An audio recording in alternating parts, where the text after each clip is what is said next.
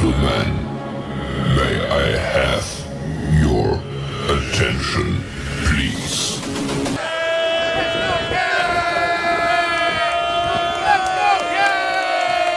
The show starts in 3, 2, 1, go. Good morning, CaneSport. It's December the 2nd, 2022. I'm Gary Ferman, the publisher of CaneSport.com, joined once again by our recovering managing editor, Matt Shodell, as we discuss the news of the day, presented today by Caneswear, your number one spot for your holiday shopping needs, and by Life Wallet, where the time is now to take charge of your personal health. And it's Friday morning. We've let the young guys sleep in today, Matt, because they have been working hard this week, and we wanted to let them recharge their batteries for a couple hours because today is going to be a big day as the coaches hit the road recruiting both in South Florida and beyond. And we are going to be providing team coverage for you guys all through the weekend on all these recruiting visits that are going to be taking place this weekend. Matt, first, how are you feeling? The typical COVID symptoms, they're not great, but, a little bit of this, a little bit of that. I wouldn't be on the show except you threatened to have Azubi and Steven take over my permanent role as co-host, so I had no choice. Well, I mean, just so you know, I did get on my sword yesterday morning, and I apologized to you, even though you weren't with us, because when you were not excited the day before about the Collins Achimapong flip to Miami from Michigan, I just felt like there was something wrong, and I was kind of hard on you. I was asking, where's the energy? Where's the excitement? And, I mean, you're not always the most outwardly emotional guy. Like, you're usually pretty stoic on the show, but I thought this was really, really, really big news, and you weren't really reacting to it. And I was trying what the heck's wrong with Matt? And I came pretty hard at you, no argument. And I felt like an apology was justified. And I did apologize, and I explained to everybody that the reason that you were so flat and non-enthusiastic was that your body was being overtaken by COVID, and that ginger juice that you have been drinking for weeks on this show that's supposed to build your immune system did not work. And I noticed now you're back to water and you've ditched the ginger juice, and probably a good thing because I'm sure that stuff's expensive and it's worthless. Okay. They're selling you a bill of goods. That ginger juice did nothing for your immune system to keep you from getting COVID. But we're glad that you're on the mend. And yes, I did pull you out of the infirmary this morning because, the young guys had to get some sleep. And I honestly only had one other option for a co-host for today's show, and that was totally not acceptable.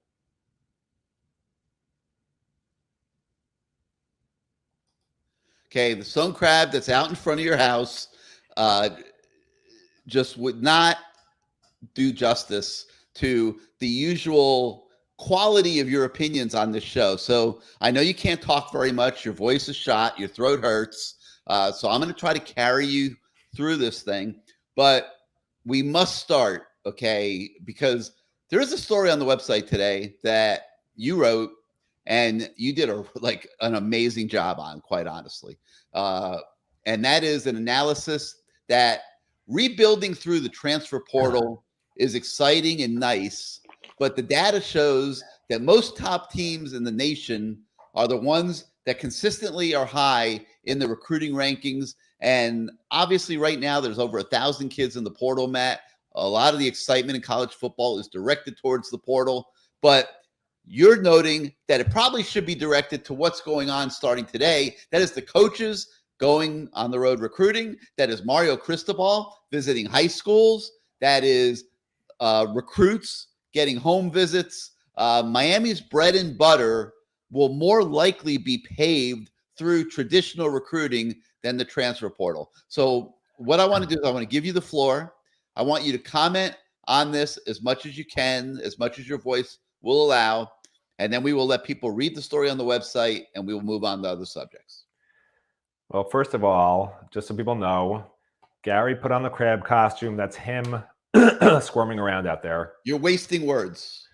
Second Okay, of all, you're on a word count. You can't talk. Your throat hurts, and you're commenting on the human stone crab that's on your sidewalk, protesting the fact that you go out into Biscayne Bay and slay the stone crabs. And don't make me show that video too, because I can do it. I can do it. I have it queued up. I can do it at the snap of a finger. So preserve your words, use them wisely, and talk about this magnificent story that is on the website this morning. Well, second of all, I mean, you said I wasn't excited. That had nothing to do with COVID. Okay, that's just me. But as for this story, it speaks for itself. There's no answer. Okay, when I decided to research, and I decided to do this before the season ended, just look back 10 years of the top 10 teams. Really, the idea was not to correlate recruiting prowess to having a good team. I think we all know that's the case. So that wasn't really the objective of the story. The objective of the story was to see if a team had a losing record like Miami did, and if they're able to work their way out of it by having really good recruiting classes. And what I found was most of the teams that had losing records were one-offs. You know, the losing record was surrounded by 9 wins or 8 wins or 10 wins. But it was interesting because some teams were on there 10 times out of 10, 9 out of 10, 8 out of 10 times. Those are the teams that are the best teams. It's not shocking. That's what you'd expect. The teams that are ranked the highest in recruiting are consistently the teams that are winning or competing to win national championships. So really, Miami was on that list, I believe, 2 out of 10 times. Two times in the last 10 years, they've had a top 10 class, and both times they were number 10. That's towards the bottom of all the teams that are listed on there. Out of the 10 years, I didn't count all the teams. So we're on there probably 15 or 20 total teams. So it's towards the bottom of that. So really, it's on Mark Cristobal to raise that level. But as far as a team having a losing record, then all of a sudden being amazing with amazing recruiting classes, that really hasn't been the case. So as you look through the story, we sort of denote which programs are in which categories. Some of them, you know, they've lost, you know, they've had 10-win seasons almost every year. Some of them have had mostly 7 and 8-win seasons. They're not on the list that often, you know, but they do have an occasional 10-win season. So you can go through it and sort of see. But really, the interesting thing to me about that story is there is no answer. There is no clear path where you could say, oh, okay, 2 or 3 recruiting classes that are good, and you can turn a 5-win team into a 10 or 11-win team. That wasn't the data I found. The data I found was pretty much just what you expect. You have to consistently have top 10 recruiting classes to compete for national titles. That's it. That's it. Year after year in the top 10. Alabama, Ohio State, you know, Oklahoma, Georgia. The teams that do really well every year, that win 10 games almost every year, they're on that list 8 to 10 times out of every 10 years. So that's almost every year in the top 10. If Miami's not doing that with Mario, if they're just in the top 10 once, then they're not for a couple of years, and they're back in the top 10, not good enough according to that data. Yeah, interesting. And you guys are going to like this story. Matt put a lot of time into it. You'll see that as you read it, and it'll give you an idea of what he's talking about, and it'll also set the stage for all of the recruiting that's going to be taking place over the next 3 weeks. And it's going to be really interesting to see. I think the Canes are going to finish really strong. I really do. And I think everyone's going to be pretty happy on the 21st of December. All right, let's move on to other subjects. And I know when I talk about this story that some of you are going to say, oh my God, CaneSport is obsessed with Collins Achimapong. And we'll plead guilty right now. We are a little bit obsessed just because it is such a great story. It was such a great accomplishment by Miami to flip him. And we think this is a guy that's got a lot of upside and can be a very instrumental part of this program for the next 3 to 4 years. And today we get a great story. We talked to his basketball coach, who fills us in on how he took this raw basketball player and cultivated him to get tougher and become a football player to the point where teams like Michigan and Miami would be recruiting him by his senior year. So I encourage everybody to make sure that you check out that story for sure. It's a really good one. Another really good one, because you always get a good story when you talk to Luther Campbell, is we take a closer look at top talent Ray Joseph and talk to Luther about what kind of player he is and get Luther's feedback on how things went during this past high school season. And Matt, I'm not going to ask you to comment on all this stuff because I know we want to preserve your voice. But if you're not thinking of Ray Joseph as a guy in this class that can make an immediate impact, it's time to shift your thinking. This kid is a dynamic athlete. He's got great speed, which is something that Miami was lacking at the receiver position this year. And if you listen to Luther Campbell in this story, you will find out that Luther is totally convinced that he is coming to Miami ready to play college football. So make sure you check that story out. We also continue our roster rebuild series today with a deeper dive into the key offensive line position. What kind of talent is there looking to the future? What additions does Miami need to make here in recruiting and through the transfer portal? And you'll get an analysis of that in that story. All right, we got a few more things that we're going to talk about today in our abbreviated show. But first, here is a word from our sponsor, Life Wallet, with deference to Matt Shodell's illness.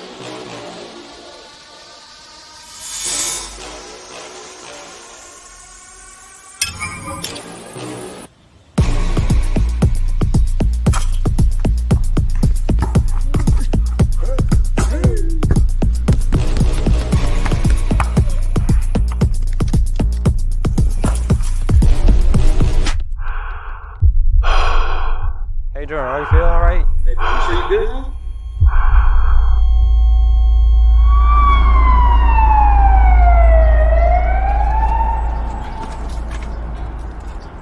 Hey man, how you feeling? I feel really dizzy. Do you have Life Wallet? I do have Life Wallet. Program activated. Hey, George, you all right? Actually, I'm great because I have my Life Wallet.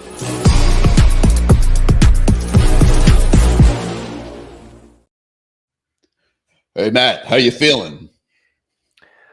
Man, that's great. How you feeling? Do you have your Life Wallet? I'm not doing this. Do we need to call the ambulance for you? You can just edit this part out. It's not happening. All right. Now let's hear from our friends at CaneSport, your headquarters for your holiday shopping. Welcome to CaneSport.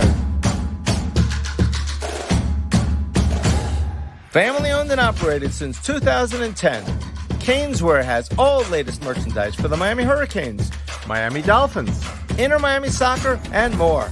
Come visit us at our store in Davie on University Drive, just south of I-595, or online at caneswear.com. CaneSport, the spot Miami fans shop. Hey, Matt, have you done your holiday shopping yet? No, I don't do shopping. I don't holiday shop. Nobody deserves a present. Nobody deserves a present out there. Period. If you're watching the show, tell your family nobody deserves a present this year. Okay, until the Miami Hurricanes win a national championship, there will be no presents. That's what I tell my family, and I haven't had to get a single present for 21 years. It's been awesome. Well, despite the record this year, go to CaneSport and buy all your friends, all your family members Hurricane merchandise for the holidays, because they have so much stuff in the store from the season gone bad. They need everybody to support them this holiday season. So go ahead and do that. And thank you to Lifewall and CaneSport for being sponsors of the show. All right. Let's see. A few other things to talk about today. We broke the news yesterday afternoon that Tyler Van Dyke has informed coaches that he plans to return to Miami next season. And surprisingly, right now, also Jake Garcia and Ja'Cory Brown, from what I'm hearing, are both also saying that they plan to come back. Now, I'm going to put an asterisk on those because there are going to be people that are looking for quarterbacks, and those two guys are probably going to get overtures once the portal hits and people see they're not in the portal. There will be people that behind the scenes to call their coaches, their high school coaches or whatever, and say, "Hey, maybe Ja'Cory should go in the portal," or "Hey, Jake, maybe you should go in the portal." And those situations can change. Okay, so I don't want anybody to think that just because we're reporting that it's absolutely etched in stone, because it might not be. And I still think with those two guys, it's definitely something to keep watching moving forward. And then, of course, we also keep you guys updated on the portal activity, who's coming and who's going, with our portal tracker. And let's see, yesterday, Al Blades officially went in the portal. We already told you he was headed there. He did participate in senior day, but he is now officially declared that he will be going into the transfer portal. All right, so we will have stories as we move forward today. We'll have a lot more coverage for you guys on what's going on in recruiting, the visits taking place, who's where, what schools they're at.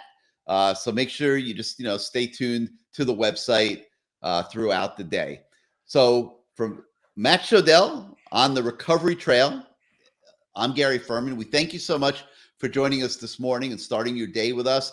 If you like this show every day, hit your subscribe button, hit your like button. It helps us with YouTube and their algorithms. If you're not yet a subscriber to CaneSport.com, please become one. Your subscriptions allow us to do what we do every day, and we've increased our staff significantly now going forward, and we really need everybody's support. So we appreciate it for everybody to subscribe to CaneSport.com. So have a great day. Have a great weekend. Stay on the website. We'll have tons of recruiting coverage this weekend, and have a great day, everybody.